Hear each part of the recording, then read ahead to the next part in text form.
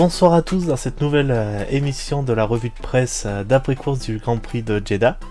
Salut Bayo. Salut Watson, ça va bien? Ah, ça va nickel. Bon, des nouvelles, pas grand chose cette semaine au final en grande news. Non, c'était assez calme. de- On a eu beaucoup de news d'après Grand Prix, surtout le lundi et un peu mardi, mais à part ça, c'était vraiment très calme. À mon avis, on en aura beaucoup plus d'ici la semaine prochaine. On peut commencer par notre cher Alex Albon Ah dans ouais, notre Williams. le nouveau le nouveau missile en fait.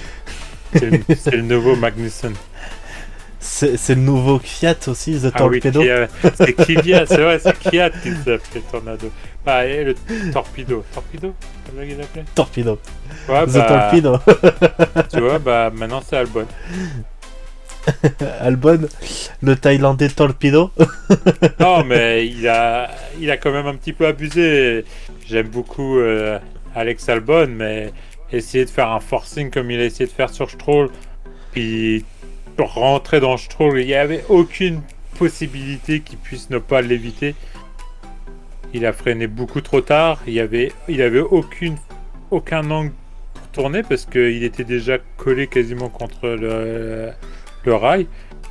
Donc écoute, ce qu'il faut faire, c'est aller tout droit et puis harponner mon concitoyen. Ouais, le pauvre Stroll qui avait plutôt bien conduit dans ce course, on l'avait déjà dit dans notre revue du paddock sur le Grand Prix de Jeddah qui s'affichera là. 3 places de pénalité. Alex Albon qui ne regrette rien du tout sur son geste, qui pour lui c'est la faute de Stroll, il a pas laissé la passe, il a trop défendu. Ouais, Et 2 points sur sa super licence. Et 3 places de pénalité, mais les 3 places de pénalité et les 2 points, ça veut dire ce que ça veut dire. Hein. Il a beau dire ce qu'il veut, Albon, tout le monde est contre. Et pas contre, mais n'est pas du tout d'accord avec D'accord. Tout le monde est d'accord pour s'accorder avec la FIA pour une fois dans ce Grand Prix qui avait donné Ouais. suite. lui. Il y a eu On va quelques dire. ratés pendant le Grand Prix. Voilà, quelques ratés. Mais sur Albon, ils se sont bien rattrapés, on va dire. Ouais, exactement. En même temps, une torpille. Le nouveau Fiat, Alex Albon. On peut continuer avec notre Pierre Gasly. Oui, exactement. On parle de ton concitoyen Stroll, on va parler du mien, Pierre Gasly. Ça reste le mien quand même, hein, je suis à moitié français, pareil. Oui, mais tu l'es plus, Bayo, tu as prêté allégeance.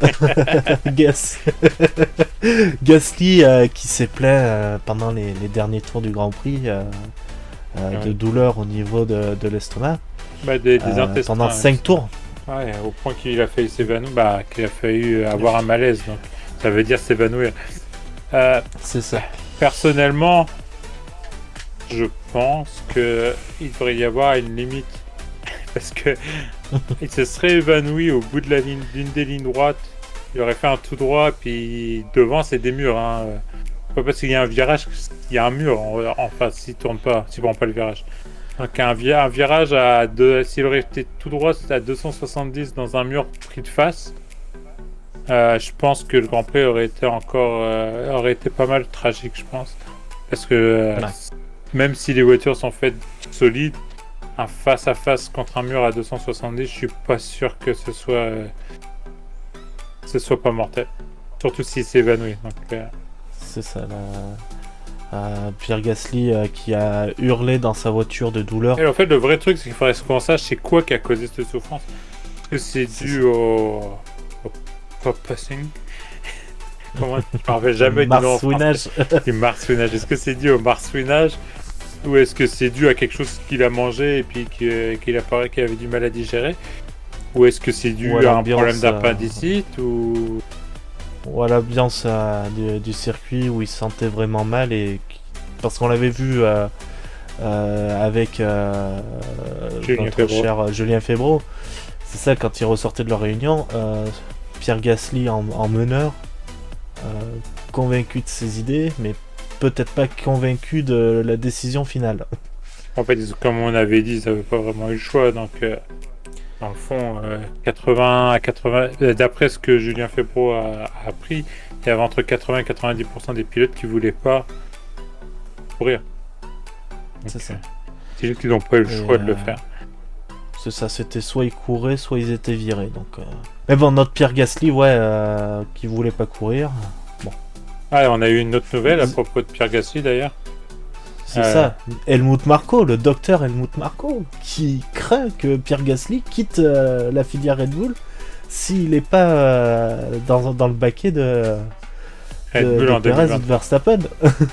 Moi, ils n'ont pas dit Perez, mais étant donné que Verstappen vient de signer un 4 ans ou 4 ans de prolongation de contrat en plus de cette année, donc à mon avis, il parlait de Perez, comme Perez a un contrat jusqu'à la moitié de cette saison-là. C'est ça. Mais vu les performances qu'il fait en ce moment, je le vois pas quitter Red Bull avant la fin de la saison. À moins que les prochains Grands Prix, il fasse rien du tout. D'après moi, il va être renouvelé. Alors après, la question, c'est est-ce que son renouvellement sera de 6 mois, donc jusqu'à la fin de cette année, ou 1 an et demi jusqu'à la fin de l'année prochaine, ou plus. Parce que je présume que je vois pas Red Bull signer une autre année jusqu'à mi-saison. En fait, d'après moi, ils vont signer jusqu'à la fin de 2023, comme Pierre Gasly. C'est son calendrier, Pierre Gasly, jusqu'à la fin son calendrier. Perez actuellement est un très bon lieutenant pour Verstappen. C'est pas le moment de.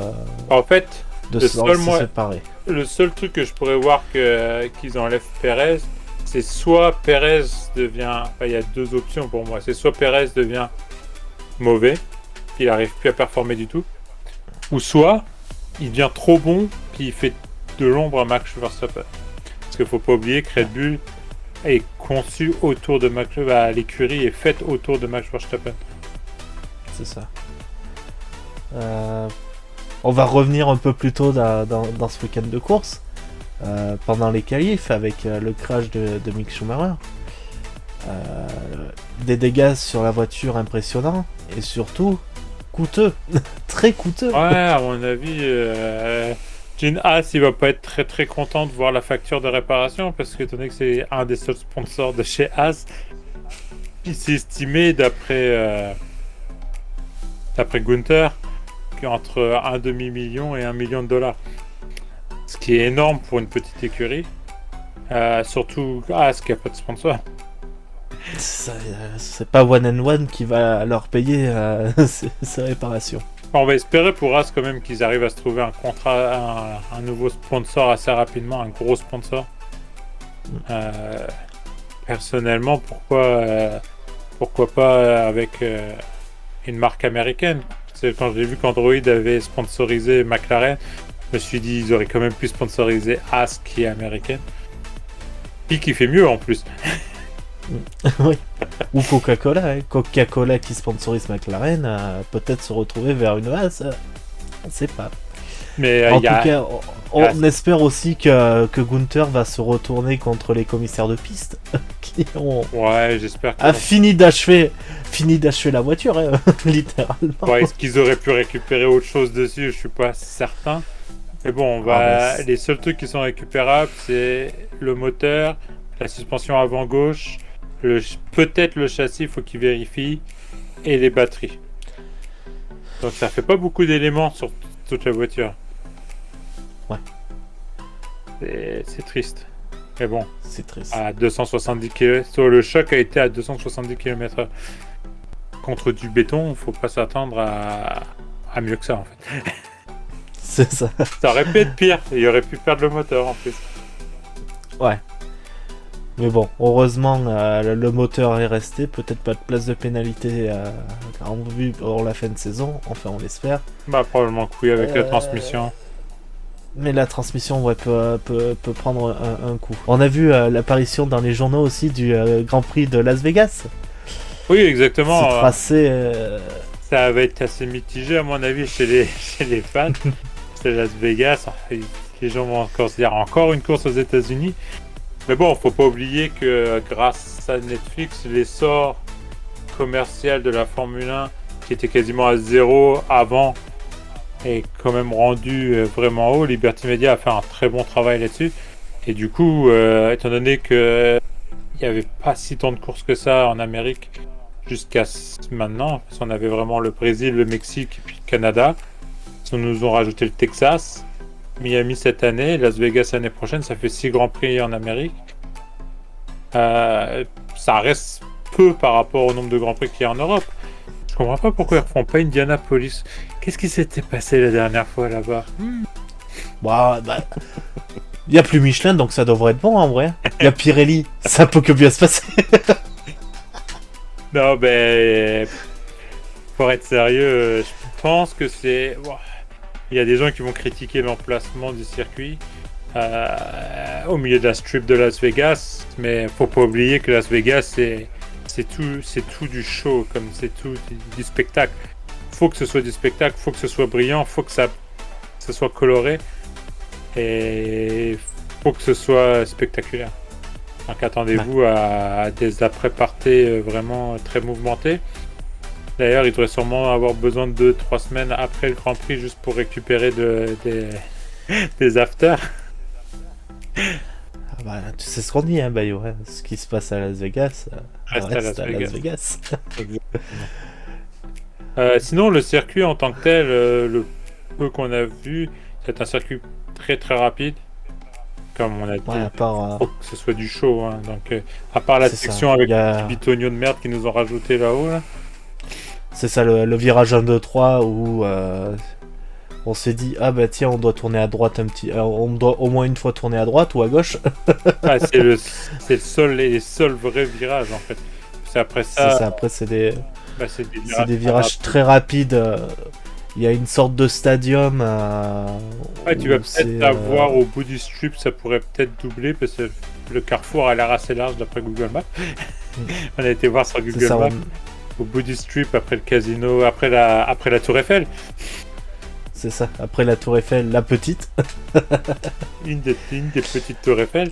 C'est un grand carrefour, donc là ça pourrait être dépendant comment ils font le circuit. Il pourrait y avoir de la grosse place pour dépasser à cet endroit-là. En sachant que faut qu'en 2023, le casino ou l'hôtel ou les deux en même temps soit construit, parce que passer devant des échafaudages à cet endroit-là, ça va pas faire rêver, Bayo. Je sais pas si t'en vois. Il faut se dire, c'est que les images qu'on a vues satellites, ça date de 2021.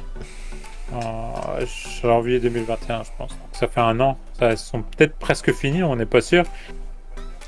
Le nouveau hôtel casino, je présume, ça va sûrement être un hôtel casino. Non, une boule. Ça va être une boule. Au début, je pensais d'extérieur, je pensais que ça allait être un stade de foot ou quelque chose comme ça, mais vu de la rue, ça ressemblerait plus à un hôtel, je pense. Mais ça veut rien dire, à Las Vegas, tout peut nous surprendre. C'est ça. Bon, on va finir sur une news un peu moins joyeuse, mais qu'il faut parler quand même. C'est notre devoir. Max Mosley, les raisons de son décès. C'est un suicide, mais il s'est suicidé suite au fait qu'il ait appris qu'il avait un cancer en stade terminal, puis qu'il lui est resté très très peu de temps avec. Donc il n'a pas voulu souffrir, probablement pas faire de chimiothérapie non plus. Du coup, la décision qu'il a prise, pour lui, c'était probablement la meilleure décision, je présume, sinon il l'aurait pas prise. Oui. Mais bon, ça reste triste quand même. C'est ça. Bon. On se revoit vendredi prochain, vu qu'il n'y a pas de course dimanche. Exactement, la prochaine revue de presse. Avant ça, le ça Grand Prix sera d'Australie. En espérant voir un peu plus de nouvelles. Sur ce, bonne soirée. Ciao, ciao. Bye.